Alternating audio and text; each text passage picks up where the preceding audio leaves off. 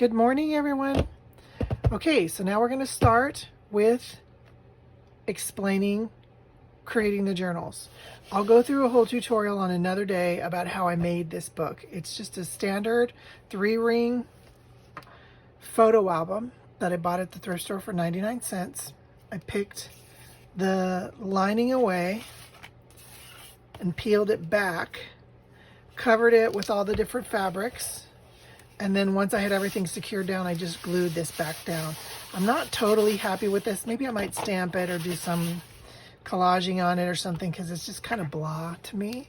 But it's a great, I like this style because when you have your pages in here and you turn them, you've got a lot of space for bulk and chunk. So the pages are made out of brown paper grocery sacks. I used reinforcers. And then you have to be careful how you punch your holes, okay? Make yourself a template. I didn't do it. And then I kept getting the pages reversed and flipped and then punching the holes wrong. So they're all jacked up. But once I cover this side and I punch, because the other side is punched, it'll be finished. So anyway, paper sack. Cut it to fit the size of your book. Right? Then I reinforced it with a piece of cardstock, which you don't really need to do because I put white cardstock on here. Then I did my image and the other stuff, and it adds a lot of weight and heft to the page. And really, when you get the other side done, they're like book boards when they're finished. They're really heavy. So if you want to eliminate a little bit of bulk, don't do that extra step of backing one piece of the paper bag with plain cardstock. You can just give that whole thing a miss. So what we're going to work on is my first page in my journal.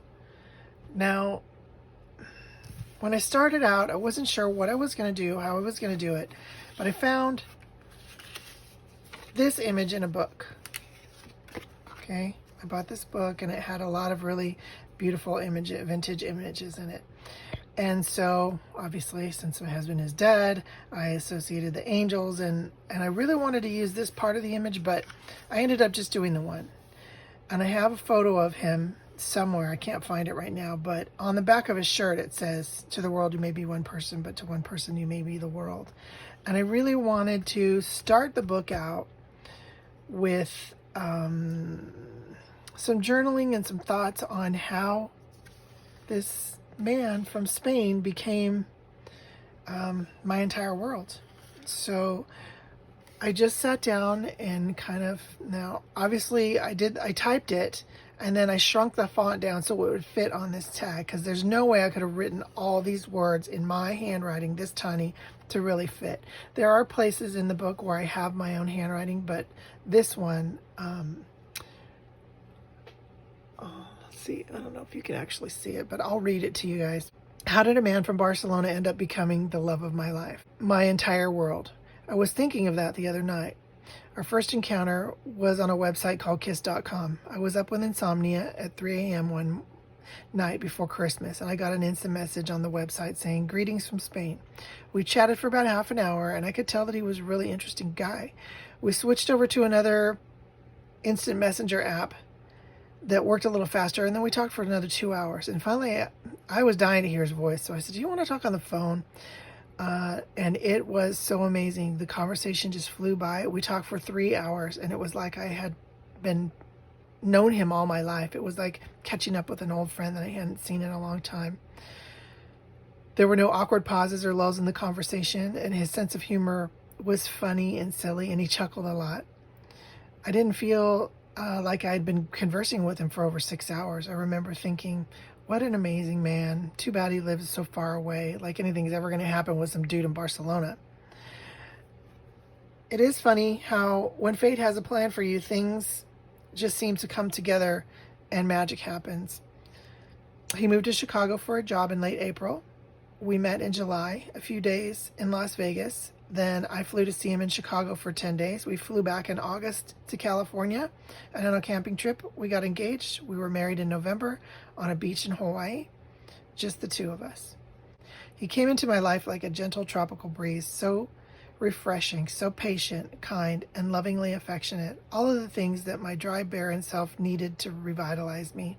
He soothed my restlessness. He radiated humor and restored forgiveness back into my life. He looked so deeply into my soul and brought out the things that no one else had ever looked deep enough to find.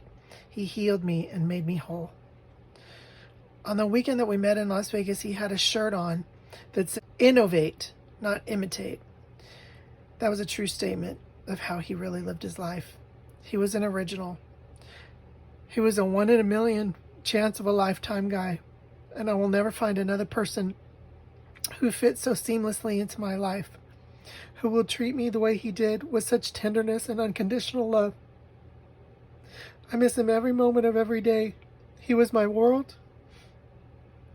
I was blessed, and my life was enriched immensely by knowing and loving him. So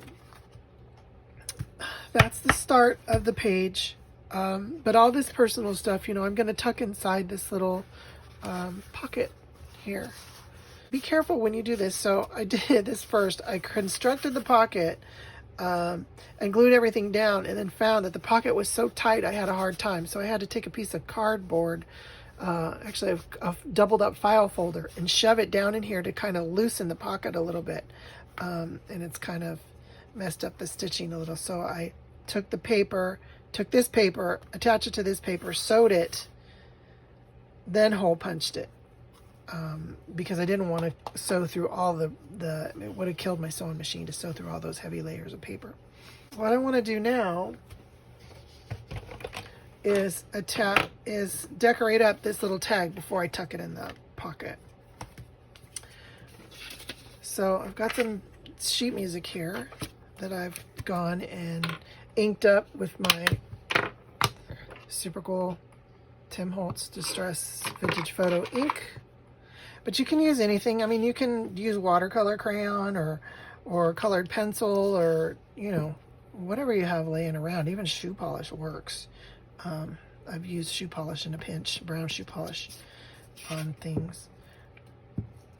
You just got to be careful to really wipe it all off well, because the polish can kind of get on things. Just going to stick that down.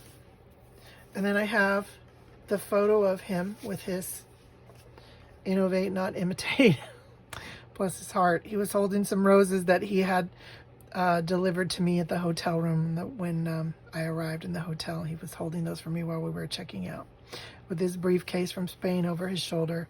So I'm going to put that on.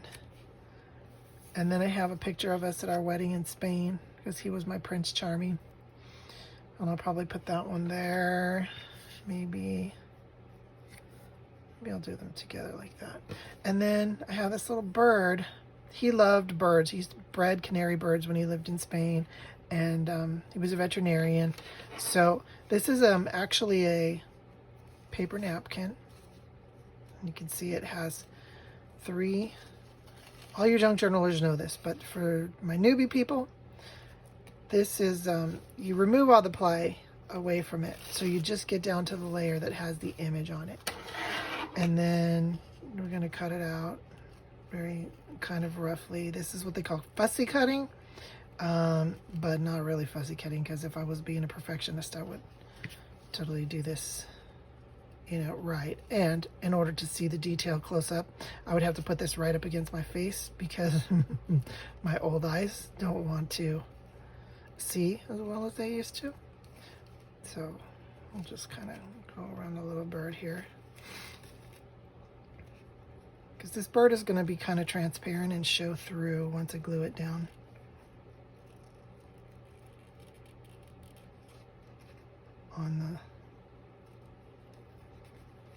On the sheet music. The sheet music will kind of show through, which is a really cool effect.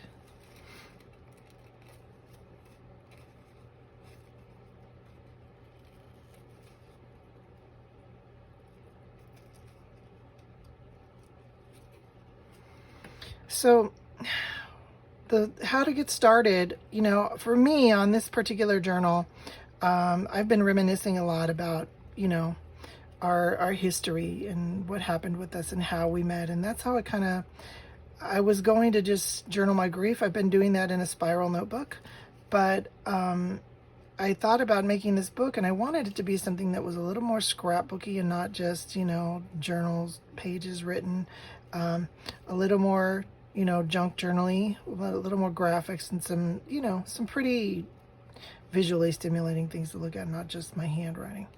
So that's why I decided to do this junk journal. And this actually has morphed into from a grief journal to really something more about the highlights of my life with him and how many, wonderful memories I have of my time spent with him. So I will stick these down. And my husband was always my technical advisor.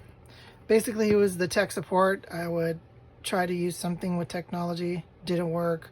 I would yell, honey, and he would come in and fix whatever my problem was. And he was amazed that, he says, I don't get it. I don't get how you can just touch something and it stops working. He goes, it is the most remarkable thing I've ever seen. And I do have a really bad juju with technical things. But I was able to get my new printer installed. I was able to get it to print some little pictures, which we're using now. And I did it all by myself. No hubby here to help me, but I think his spirit was there with me, kind of sitting on my shoulder, making sure that everything worked okay. It didn't work, and I had to delete a bunch of stuff off the computer because there was not enough memory in the computer for I don't know what all that is about. But anyway, I finally got it to install. I just did the print drivers, not all the extra stuff, and it installed fine. So I was happy. Doing the happy dance. Okay. So I use these glue sticks. You can get them at Office Depot, Office Max, all those places. You can get them also on Amazon. Scotch Mega Glue Stick. I like the glue in these. It's tacky, but it sticks quickly. And it sticks well. I never have problems with any other glue sticks I've used in the past. You go back a couple of years later and that stuff lifts up and it just peels right away. Your whole page comes apart. This glue, I have not had that problem at all. So I'm digging it. Okay, so I'm going to use Mod Podge, which is you can get this at Michael's. I think Walmart sells it. A lot of places sell it. It's just decoupage glue. You can use white Elmer's glue if you want to. This one has a matte finish, so it won't be shiny when it's done. Normally I would brush this on, but since it's just such a small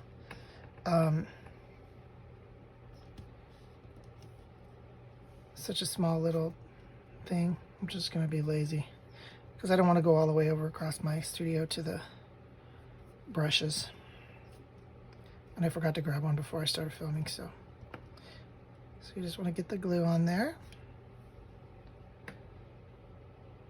There's actually easier ways to do this. I'm picking a kind of a hard way. You would maybe just put the glue down on your paper where you want it, but I'm not exactly sure how this is gonna go because the flower's flat in the corner because it was on the corner of the napkin.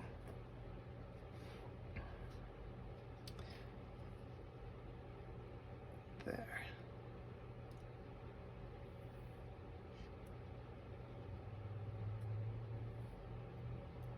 So birds and butterflies and dragonflies are kind of our thing, my husband and I. And since he's passed, he's been sending me lots of messages through nature.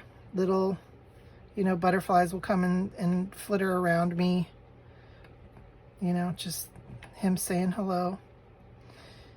And he loved birds, and he was always one of those people that woke up really happy, and like immediately from the time he woke up, he was it ripped, but I don't care, I'm gonna leave it. He would be singing, and I said, you remind me of this cartoon. It's an old cartoon, I don't remember what it was called, but there's this little kid that walks around going, I love to sing about the birds and the bees and the trees. And he was like that. So I called him Pajarito, which means little bird in Spanish. And we used to always laugh about that. So I'm using a lot of birds and butterflies and dragonflies in this album, which are kind of like his spiritual entities. Okay, so that's it. So I'll let that dry. And then I've got all my journaling on the back, and then this will get tucked inside this page. And that's my, first page or my opening page in the journal. And I like how you can see as it's starting to dry already, the little bird, you can see the little bird is kind of just showing, the music notes are showing through the little bird, but I love that look. So talking a little bit more about the journaling, because I know that's supposed to be my focus, is helping you journal. I wasn't sure where to start. So I thought, well, let's start at the beginning. And I had different ideas. But what I did was I went through this book that I had all these images. And what happened was these images kind of called to me. And so I found I was constructing the page first, thinking about exactly what I was going to write as I was making the page. And then so I did several pages in the book already created, and then I just have to go back and add the journaling. So this little page kind of starts the story of Karen and Pasquale and our journey in love and life. So I think I'm going to use this in another spot somewhere, or maybe for a tag or something. I might, or a pocket. I might put this on the pocket, on the cover of the pocket, because I really like the light shining down. And this one, though, you can't tell he's an angel because his wings kind of went behind the other angel, the way that the picture was drawn. So I'll have to get some wings for him and put them on here.